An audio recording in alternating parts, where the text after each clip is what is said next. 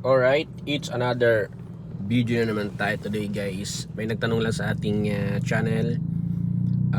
First time niyang umakyat, unang umakyat siya, okay naman. Then, pangalawang akyat niya, gumamit siya ng first gear hanggang second gear.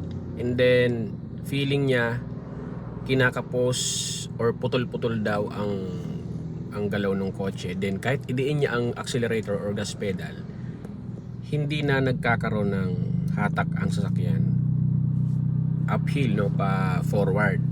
So ngayon, ang problema niya, nagtataka siya bakit. So alam nyo guys, ganito siya, no, para sa mga new driver at mga beginner to guys. Alam nyo, pag paakyat at sa time na umaahon ang sasakyan nyo na naka first gear at nagpalit kayo ng second gear, mawawala kaagad ang momentum niyan. So meaning, mabibitin talaga ang second gear. Lalo na kung bumagal na ng gusto ang inyong sasakyan, kakapusin na po talaga yan.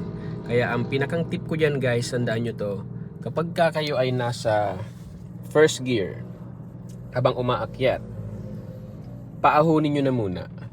Lalo kung ang akyat ay matarik sobra. Kailangan makaahon siya ng first gear. And then, pag nandun na kayo sa patag, no, nakaahon na kayo, saka kayo magpalit ng second gear.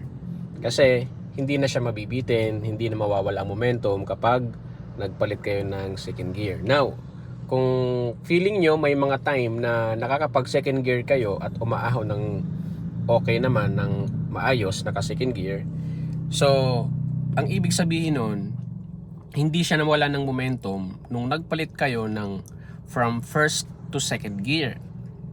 Alright, kaya nakakaahon pa siya. Basta tandaan nyo guys, kapag ang isang sasakyan na manual, kahit idiin nyo ang gas pedal, naka second gear or naka third gear man yan, ibig sabihin yan, hindi niya kayang umahon. Kailangan nyo magbawas ng gear.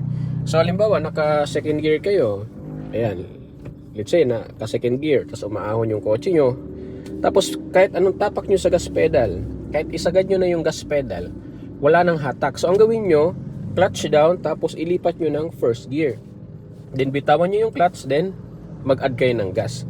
So yun yung gagawin nyo. Huwag nyo pilitin na itodo pa yung gas pedal dahil hindi na yan aangat, no? Hindi na yan aahon. Ibig sabihin nga nun, kaya siya hindi na umaahon kahit itodo nyo yung gas pedal ay hindi na kaya.